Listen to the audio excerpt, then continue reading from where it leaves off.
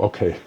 Tonight's teaching, no, tonight's teaching topic is something that I know for me, it's, I'm always managing it, right? And it's something I think we all do. And it's so important to understand this because this is the one word I like to say that can stop our manifestations just cold, right? And it's this word called how. All right. So I'm going to bring in the flip chart. Here is the flip chart. Okay. So this is you. All right.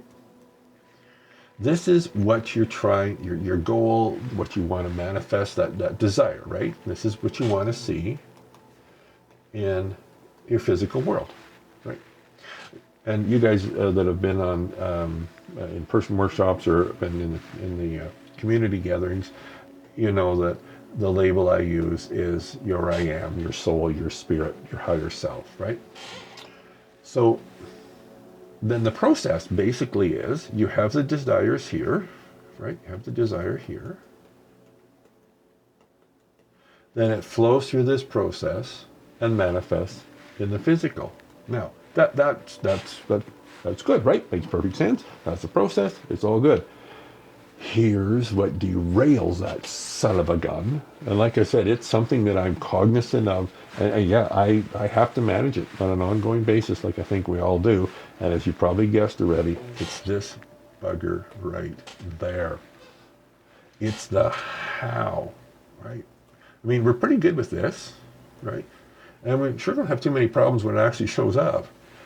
But when we get stuck in this, that's when we start to have the problems, right? So here's what happens. You have the desire. Oh, you know what? I'll just do this. It'll work. Okay. Here's what happens. You have the desire here, right?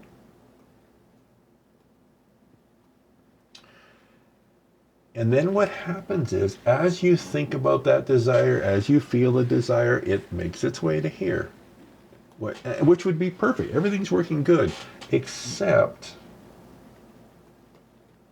this shows up.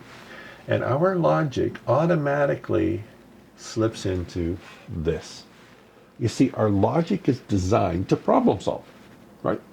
So when we have this desire, and we want to see it out here, and especially when we start to feel it, right? And we want to see it out here, our logical mind is going to kick into gear and figure out how we're going to make it happen. Now, you see, here's the thing. The desires that really matter to you, by definition, they're the ones that your logic has no frickin' clue how it's going to make it happen. Why? Because if it did, you'd be doing it. Think about this, right? The desires, like the really good ones, the really juicy ones, by the definition, your logic doesn't know how to make them happen. See, that's the thing, right?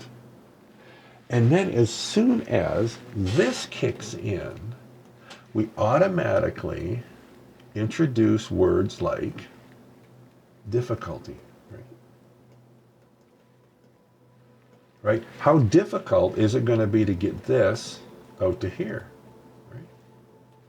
Then words like probability, right? Like how probable is it that this is going to get out to here, right? Another one we'll throw in, I'm just going to put them up here, is time. Your logic is really focused with how much time is it going to take to get this, right? So it really gets into all the mechanics of it. And of course, because it doesn't know how, because the really good desires by definition are ones that your logic doesn't know how to make them happen, you know what it does is it goes, this is going to be incredibly difficult, if not impossible. So then the probability of this actually going to here is 0, right? And even if we could figure it out, it's going to take a hell of a lot of time, right? It's the how. Remember, in this equation, or this map, this is your job and this is your job. This isn't, right? But our logic keeps wanting to butt in and try and help out. And here's what that looks like. I've got the desire. This is a really good desire. It feels really good, right? I'm feeling it on the inside. Oh man, it's just amazing. No, yeah, this is really good. And that's there, right? It's just this, the desire, and that's it, right? Then your logic comes in. You start paying attention to your logic, and then all of a sudden it's, oh crap, but how is this going to happen? Right? This is like, because your logic is talking to you going, okay, I got no freaking clue how I'm going to make this work. You say you want this, and you're really wanting it, but I don't know how I'm going to make this work. This is impossible. I have no clue how to make this work. And what that does is throws this big ass roadblock in between you and your desire coming together like this. Right? So what's the takeaway? What's your to-do from this? Well, it's not even so much your to-do, it's your to-don't. Okay, let's just do it. I'm going to add another slide here. So there's my slide. Okay. And we will throw in, come on, wake up. We'll throw this in. There we are, just so we have a clean slate here. You're doing this, and then this starts to show up. Now you know what this feels like.